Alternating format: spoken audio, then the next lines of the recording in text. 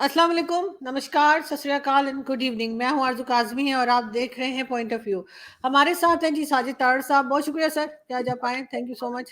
Thank you so much. Sir, आज कई news जो है उसको कवर करने की कोशिश करेंगे। आपने जैसे कि देखा है कि इंडियन नेवी ने जो है वो 19 पाकिस्तानी जो हैं उनको भी बचाया है। साथ-साथ आईएमएफ की तरफ से जो कहा गया कि आगे हमारी जो ग्रोथ रेट है वो 2% होगी। करप्शन के ऊपर भी बात करेंगे और उसके साथ-साथ इमरान खान को और शाह महमूद कुरैशी 10 साल की जेल हुई है। सबसे पहले तो मैं ना सिर्फ वो ईरानी मिला-जुला सा देखिए ना उन्होंने रेस्क्यू किया है ईरानी कश्ती के ऊपर से क्योंकि इस वक़्त दुनिया जो है हौथियों के बिज़नेस में मसरूफ़ है। तो जो सोमाली भाईजान थे उन्होंने कहा मौके से फ़ायदा उठाया जाए। उन्होंने 2 ईरानी जो फिशरमैन थे उनकी किश्तियाँ पकड़ ली। एक का नाम अल ईमान था और दूसरा का अल नईमी था। हुँ। एक पे ईरानी थे और दूसरे पे पाकिस्तानी थे और उनमें से 19 पाकिस्तानी बचाए हैं, लेकिन हमारे पाकिस्तान वाले उसको अभी तक एक्सेप्ट करने से ज़रा थोड़ा-सा शर्मिंदा हैं, कहते हैं वो हम नहीं करेंगे उसको। लेकिन हकीकत है क्योंकि उसकी वजह ये है कि डॉक्टर जयशंकर साहब ने उसको कन्फर्म किया है, उन्होंने इस पे कहा है, अपनी बात की है कि हम वहाँ पे सारे रीजन के लिए हैं और जो बुरा काम बुरा है हम उसको रोकेंगे, ज़ाहिर है वो रोक रहे हैं वहाँ पे। लेकिन मैं ये बताना चाहूंगा कि बहुत बड़ा स्टेप है ये। पहले इस तरह के स्टेप्स जो है अमेरिका लिया करता था या दूसरी पावर्स। ये बहुत बड़ी बात है कि अब वो रोल जो है वो भारत अदा कर रहा है। ये बहुत बहुत बड़ी बात है इस रीजन के अंदर स्टेबिलिटी के लिए, ट्रेड के लिए। बल्कि हकीकत अगर देखा जाए तो ये पायरेसी और उस एरिया के अंदर जो इस तरह के वो हो रहा है उस पे पूरी दुनिया के अंदर महंगाई बढ़ रही है। मैं कहता हूँ ये बहुत अच्छा स्टेप लिया गया है और इस पे रीजन के अंदर स्टेबिलिटी आएगी और महंगाई पे थोड़ा भारत के लिए तो बहुत अच्छा है लेकिन दूसरी दुनिया के लिए भी अच्छा है। मेरे ख्याल में ये very it should be appreciated. एक दिन पूरा जो है जो आईएनएस सिमरता है स्मिरता या जिस तरह जो भी उसको वो एक रात पूरी उसको ट्रेस करता रहा है क्योंकि स्ट्रेस कॉल आई थी। और दूसरे ऑपरेशन के अंदर हेलीकॉप्टर यूज किए गए, वो जो कजाक पकड़े गए इनके पायलट्स, उनकी तस्वीरें भी जो है वो भारतीय मीडिया ने दिखाई। एक तो ये बात हो। दूसरा उसमें आपका मैं ये बताऊंगा कि आपके ने कहा है कि आईएमएफ ने आपका डाउन कर दिया है। आपकी ग्रोथ जो थी वो 2.5% पे थी। लेकिन साथ ये भी बताना चाहूंगा कि आज भारत के स्टेट बैंक ऑफ इंडिया ने कहा है कि उनकी ग्रोथ जो है 7% पे ना सिर्फ 2024 में रहेगी, 2025 में भी यही ग्रोथ रहेगी। साथ जो है उन्होंने कहा है कि 5 ट्रिलियन 3 साल के अंदर हम कैचअप करेंगे इकोनॉमी और 2030 तक हमारी 7 ट्रिलियन की इकोनॉमी होगी। मैं समझता हूँ ये पड़ोस में जो कुछ हो रहा है, मैं तो हमेशा इस बात पे कहता हूँ आरज़ू, आपको पता है मैं कहता हूँ तालीम पे तवज्जो दें, मैथ पे तवज्जो दें, अमन पे, ट्रेड पे तवज्जो दें। इसके बगैर आपका गुजारा नहीं है। जब तक आप तालीम पर और ट्रेड पर और रिलेशनशिप अपने पड़ोसियों के साथ नहीं करेंगे, you won't be able to move forward. ये सिंपल सा फार्मूला है। आप इसको जिस तरह कर लें, एक साइड से पकड़ लें चाहे दूसरी साइड से पकड़ लें, लेकिन ये आपको इसको करना होगा। आज कर लें, कल कर लें, जब भी करें, लेकिन करेगा वही जो नेशनलिस्ट होगा, करेगा वही जो पाकिस्तान के मुफाद में फैसले करेगा। वो बिल्कुल नहीं कर सकता जिसके बच्चे लंदन, दुबई और टोरंटो बैठे हो, वो ये फैसला नहीं कर पाएगा। ये भी आपको बता रहा। अब वो कब आता है, मैंने शायद आपके प्रोग्राम में अगले दिन कहा था कि अनवर मकसूद साहब से किसी ने पूछा था पाकिस्तान का हल क्या है, तो उन्होंने कहा भाई हमें दुआ करें अच्छा मौलवी और अच्छा फौजी मिल जाए। अब वो कोकाफ से परी लाने वाली बात है, हूर लाने वाली बात है। देखें किस तरह हो सकता है, ये कब होता है। बहुत बड़ा एक ख्वाब है, लेकिन देखना है, देख रहे हैं। एक अच्छी बात भी आई है, अभी मैं उसको मजीद उसको देखूंगा कि आज करप्शन में आपका नंबर जो है 7 नंबर नीचे आए हैं। आप 140 से 133 पे आ गए। ये एक अच्छी बात, पाकिस्तान से अच्छी खबर आई है। नोटों की शक्लें भी तब्दील हो रही हैं सिर्फ इसी वजह से ताकि जो काला धन है वो पकड़ा जा सके। अब कितनी कामयाबी आती है, क्योंकि मेरी नजर में जो फराडिये होते हैं वो कहते हैं कि भाई आप 10 फुट की दीवार बनाएंगे, हम 11 फुट की सीढ़ी बना लेंगे। और हमारे जो पाकिस्तानी भाईजान है वो तो एक्सपर्ट हैं। 76 साल में सिर्फ यही इंडस्ट्री फ्रॉड की तो चल रही वहां पे, और तो कुछ चल नहीं रहा। लेकिन ये एक अच्छी खबर आई है पाकिस्तान से कि करप्शन कहते हैं पुलिस में कुछ थोड़ा बहुत जो है वो चेंजेस आई है। मैं यहाँ ये जरूर बताना चाहूंगा कि मैं पाकिस्तान में 2 लोगों से बहुत डर लगता है मुझे। जब जाऊं मैं चोरों से नहीं डरता, पुलिस से डर लगता है। और दूसरे जो है, जो जज भाईजान है, उनसे बहुत डर लगता है। कहीं खुदा ना करे आप किसी अदालत में चले जाएं, पहले तो पुलिस से बच जाएंगे, वकील आपके कपड़े उतारेंगे, बचेंगे तो जज उतार लेंगे। ये उसके हालात हैं। तीसरी जो बात आपने खुद कही है कि साइफर के ऊपर खान साहब को सजा हुई है, सजा कोई नहीं हुई है, एक ड्रामा है। सजाएं सबको दी गई हैं, सभी को वापस कर लिया जाता है। इसी खान साहब को 2-4 साल बाद धो धा के नए कपड़े के, कहते पुरानी शराब नई बोतल में डाल के फिर पेश कर दिया जाए। कोई सजा नहीं है इनको। सबसे पहले तो दूर की बात क्या है, इनको हायर कोर्ट ने ही रिलीफ दे देनी है, क्योंकि यहाँ पे आपको पता ही है जजों के क्या हालात है। कई जजों के बच्चे इलेक्शन लड़ रहे हैं पीटीआई के टिकट पर, कोई भाई लड़ रहे हैं, कुछ कर रहा है, कुछ, मेरा मकसद है कुछ आपको पता है, कुछ आपकी जो स्टैब्लिशमेंट रूलिंग एलीट जो है खुद करप्ट है। बच्चे, सारे बच्चे और बेगम साहिबा जो है वो सारी की सारी पीटीआई की सपोर्टर है। वो समझते हैं कि अब्बा की करप्शन जो है वो अमर बिन मारूफ से साफ हो जाएगी, लेकिन होता ऐसे नहीं है। ये तो फिर कहते जो बोगे वही काटोगे, और 76 साल से जो हो रहा है वही काटने की गुंजाइश है आजकल। मेरी नजर से एक और जो चीज आज गुजरी है, मैं हैरान, मुझे उसने चौंका के रख दिया, वो मेंशन करना चाहूंगा लाजमी। अबू कलाम आजाद जो के बहुत बड़े लीडर थे आजादी के और भारतीय नेशनलिस्ट थे बहुत। आज मुझे उनके 13 जो उन्होंने नुकात आज से बहुत अरसा पहले प्रेडिक्ट किए थे, मैं हैरान हूं कि वो किस तरह एक एक पॉइंट जो है वो ठीक उन्होंने कहा। I am surprised. उन्होंने कहा था भाई कि मुसलमान पाकिस्तान में कमजोर हो जाएंगे, क्योंकि इकट्ठे रहेंगे तो ताकत होंगे, बट जाएंगे तो कमजोर हो जाएंगे। ये भी बात उनकी ठीक। फिर उन्होंने कहा पाकिस्तान में नए नए इस्लामिक ग्रुप बन जाएंगे और वो इस्लाम को कारोबार बना लेंगे। ये भी बात उनकी ठीक है। फिर उन्होंने प्रेडिक्शन की थी कि महाजिरों को जलील किया जाएगा जो उधर जाएंगे, वो भी आपने किया है। उन्होंने कहा कि वहां जो अकलीतें हैं वो महफूज नहीं रहेंगी, वो भी वहां पे अकलीतें सेफ नहीं भाग गई। फिर उन्होंने प्रेडिक्ट किया था कि जिन्ना और लियाकत खान के बाद कोई ढंग का लीडर ही नहीं आएगा, वो भी नहीं आया। उन्होंने मार्शल लॉ के खतरे बता दिए थे कि फौज बहुत ताकतवर हो जाएगी, वो भी उधर सही हो गई उनकी बात। फिर उन्होंने कहा था कि वेस्टर्न जो ताकतें हैं वो पाकिस्तान पे कब्जे कर जाएंगी, वो भी आप देख लें। फिर उन्होंने कहा था कि पड़ोसियों से इनके रिलेशनशिप ठीक है, वो भी बात ठीक है। उन्होंने कहा ये जंगों में फंसे रहेंगे, वो भी हो रही है। फिर उसके बाद उन्होंने बताया कि ईस्ट पाकिस्तान खत्म हो जाएगा, बांग्लादेश बन जाएगा, वो भी बिल्कुल ठीक है। और मैं हैरान हूं कि वो इतने विजनरी इंसान थे वो, कि सारा कुछ प्रेडिक्ट करके कहें कि ये पाकिस्तान के साथ, ये पाकिस्तान के चलाने वाले क्या करेंगे। तो वही हो रहा है बिल्कुल। आज मैं हैरान हूं, बल्कि मैं आपके देखने वालों को कहूंगा कि गूगल करके अबू कलाम आजाद के वो जो 13 पॉइंट है उन्होंने प्रेडिक्ट किए थे कि अगर इंडिया पाकिस्तान बनेगा तो फिर क्या होगा, वो जरा मेरे लिए सरप्राइज था, मेरे लिए बहुत बड़ा सरप्राइज था। पढ़ने के काबिल है। मैं ये आपसे गुजारिश करूंगा कि इसको देखें आप। और आज लेकिन जो मैं इस पे एंड पे कहूंगा बिलखसूस इस हवाले से, जो बार बार मैं सबसे बड़ा उसका एडवोकेट समझता हूं अपने आप को, कि सदियों से इस एरिया में हम रहे इकट्ठे, सदियों से। ये नाम, ये इस्लाम, ये सारी चीजें तो बाद में देखें। पहले मैं अगले दिन मुझे फिर दोबारा हिस्ट्री, मैं आपको पता है मैं अपने इलाके इसकी हिस्ट्री खासकर टेक्सला की बहुत पढ़ रहा हूँ, मोहनजोदाड़ो की पढ़ रहा हूँ, हड़प्पा की पढ़ रहा हूँ। तो हिंदुइज्म, आर्यन और उसके बाद ये सारे मैं जब हिस्ट्री पढ़ रहा हूँ तो देखें बौद्ध मजहब भी बाद में आया, यहाँ पे इस्लाम भी बाद में आया, सिखिज्म भी बाद में बना है सारा। तो हम सदियों से इकट्ठे रह रहे हैं। हमारा डीएनए चाहे जिस तरह मर्जी, कई मैं देखा है कई नफरतें करते नहीं जी हमारा डीएनए, कहां से डीएनए, तुम कौन से ब्रिटिश बन गए हो। आधे लोग अपने आप को पता नहीं क्या समझते हैं, आधे अरबी समझते हैं, आधे पर्शियन समझते हैं, पता नहीं क्या।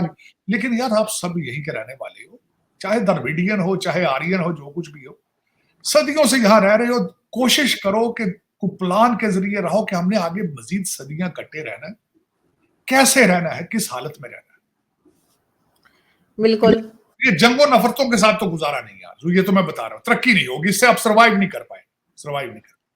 सर वैसे भी तरक्की नहीं होगी इन लोगों का जो हाल है यहाँ पे। लेकिन सर काकड़ साहब का कहना है कि जो मिनिस्टर्स हैं उनके ऊपर बैन लगा दिया है कि वो बाहर किसी विजिट पे नहीं जा सकते किसी और कंट्री में।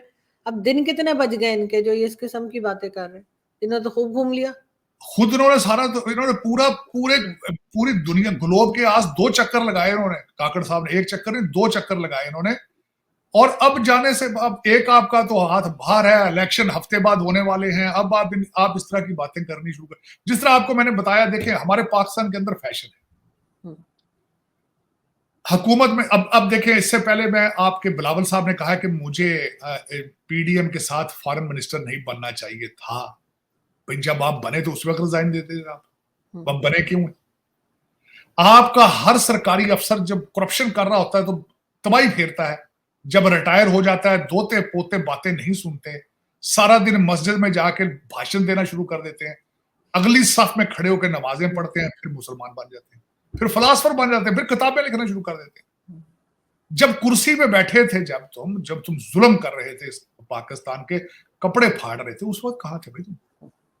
काकड़ साहब ने कोई मुल्क छोड़ा नहीं है, तो आज ये जाती दफा ये जख्मों पे नमक छिड़कने वाली बात है ना, गरीब लोगों का मजाक उड़ाना।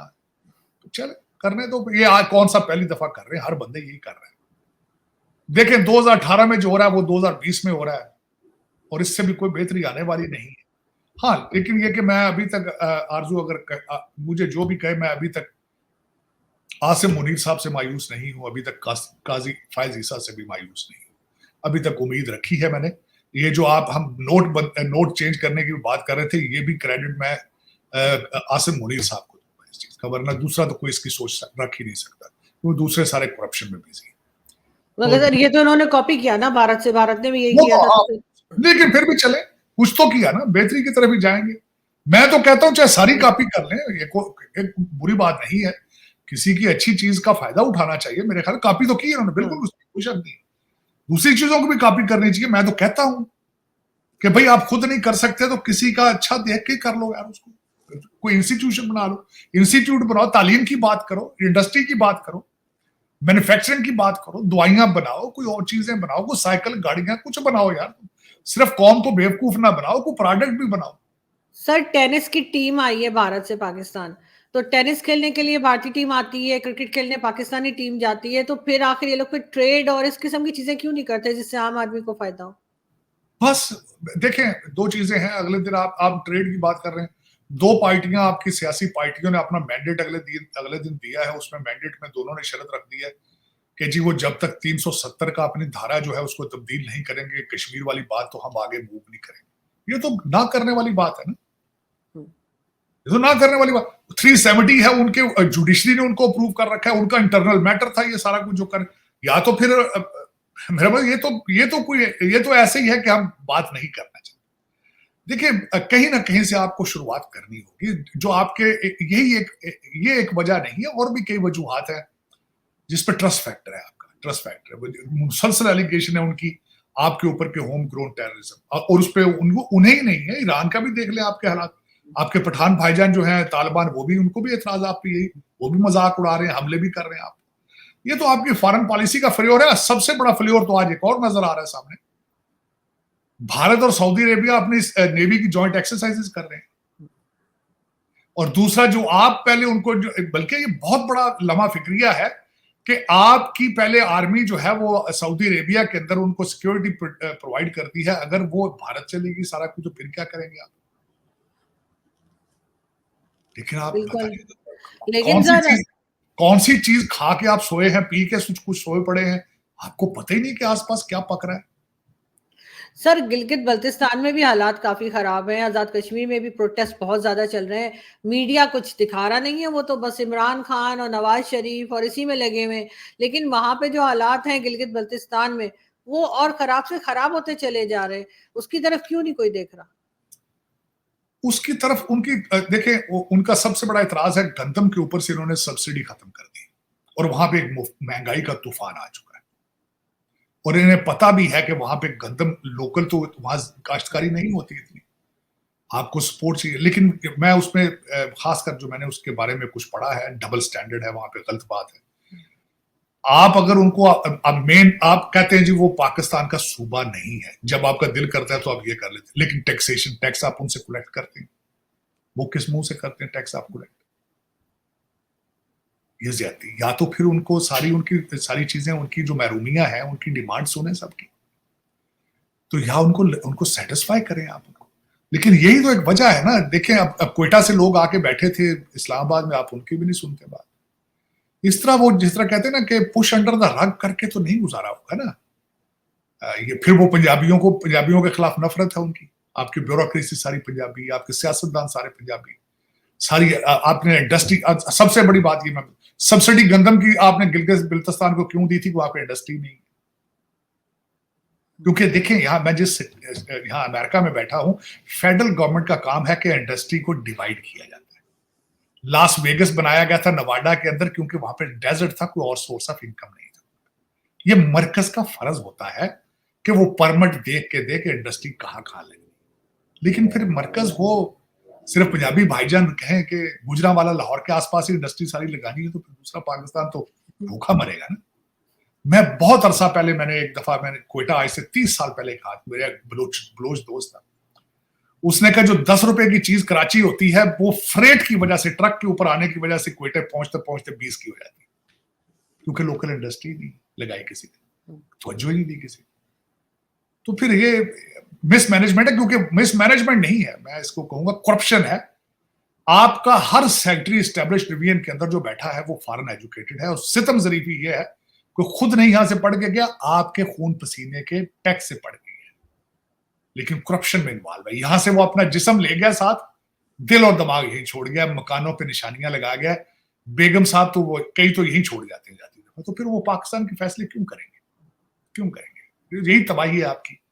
एक आपके ब्रिटिश एजेंट हैं जो कि जिनको गोरे भाईजान जमीनें दे गए थे इलेक्टेबल, कुछ वो लूट रहे हैं, और कुछ ये लोअर मिडिल क्लास से जो आते हैं सीएसएस करके, वो आपसे बदले ले रहे हैं अपने पिछले माजी की गुर्बतों के।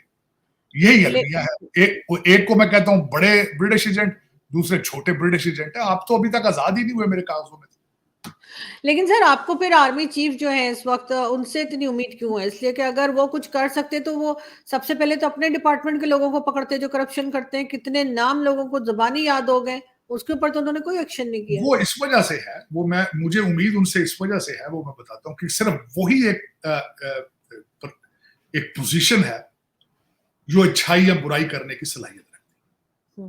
एक तो ये बात, अयूब खान सिकंदर मिर्जा साहब इस सारे हाइब्रिड सिस्टम के जो बानी थे, एक तो उनकी पावर की वजह से मुझे उनसे उम्मीद है, नंबर 1। दूसरा, अभी तक मैंने ये नहीं सुना कि उनके कोई बच्चे बाहर पढ़ रहे हैं, या मैंने अभी तक कोई इतना नहीं पढ़ा जो मेरी अपनी रिसर्च के मुताबिक और जो उनका बैकग्राउंड है उसके हवाले से अभी तक उनके ऊपर मुझे कोई रिजर्वेशन नहीं है अभी तक मेरे नॉलेज में। और जो उनका बैकग्राउंड है और जो उन्होंने कुछ तकारीर उनकी, बल्कि अगले दिन भी जो हमने बात भी की थी, वो तो स्टूडेंट्स के सामने जब बैठे थे बातें की थी, मुझे उस वक्त उनकी कई बातें जो मेक सेंस कर रही थी, चीजें अच्छी मुझे बातें मेक सेंस कर रही थी। अभी तक मुझे उनकी नीयत पे शक नहीं। बिल्कुल, लेकिन सर लास्ट में ये पूछना चाहूंगी, ईरान ने कहा है कि अगर 6 महीने के अंदर पाइपलाइन कंप्लीट ना की तो वो फाइन लगा देंगे। वो भी 18 बिलियन लिखा हुआ था, पता नहीं 18 बिलियन। तो सर उन्होंने कैसे उस वक्त जब इस तरह की बात होगी तो हम उसी वक्त मौलाना रिजवी बन जाएंगे। मौलाना रिजवी का पता था आपको उन्होंने क्या कहा था? हाँ, आया गौरी आया, एक तरफ से हमने आया गौरी आया, दूसरी तरफ से कहेंगे भाई हमारे इस्लाम में तो सूद मना है, तो हम सूद क्यों देंगे आप? दूसरी एक और बात यहां मैं बताना चाहूंगा, मैं भी तो वहीं से आया हूं आरजू, वहां पे सबसे खतरनाक हमारे इलाके में पंजाब के अंदर या कहीं जब भी कहीं, अब जब किसी को उधार दें, जो सबसे खतरनाक होता है ना कर्जा लेने वाला, उसका बहाना ये होता है जी बिल्कुल आपके पैसे बनते हैं, मैं इनकार भी नहीं करता, दूंगा तब जब होंगे। आप माई बाप हैं, मैं आपका मकरूज हूं, आप बहुत अजीम आदमी हैं, लेकिन आपको पैसे भी देने हैं, आपके बनते भी हैं, दूंगा, मना भी नहीं कर रहा हूं, लेकिन दूंगा तब जब होंगे, ना होंगे ना देंगे। तो आपसे किसने पैसे ले लेने? आप मुझे आज बताएं ना, सी पैक उनको कहें ना आप, भाई अपने सी पैक उखाड़ के ले जाओ, भाई हमारे पास कोई पैसे नहीं। वो चाइना वाले क्या करेंगे? सड़कें कहां लेके जाएंगे? ठीक है ना, ऊपर से मलाई के तो आपने पिज्जे ले लिए, ऊपर से जो पैसा था उसके तो पापा जान खरीद लिया आपने अमेरिका में। अच्छा, दूसरे आप लोकल ये भी कह सकते हैं भाई वो जो पापा जान तो अमेरिका में, वो ले लो जाके। तो क्या करेंगे? सर या फिर इसको कर्जा हंसना बोलते हैं। सर मुझे याद है एक बार मैंने अपने मामू से पूछा था, छोटी थी मैं, कर्जा हंसना क्या होता है? उन्होंने कहा जब मांगो हंस दिए, बस यही। मेरे यहाँ पे एक दोस्त है, उन्होंने कहा सारी दुनिया, श्रीलंका वाले तो भोले भाले थे, पता नहीं किस तरह, पाकिस्तानियों से लेके दिखाएंगे तो पता चलेगा, देखो करते क्या है। ऐसा ही है सर, मुझे ईरानियों पे अफसोस भी हो रहा है, रहम भी आ रहा है कि वो क्या सोच के बैठे हैं। बहुत शुक्रिया कि आज आपने ज्वाइन किया। Thank you.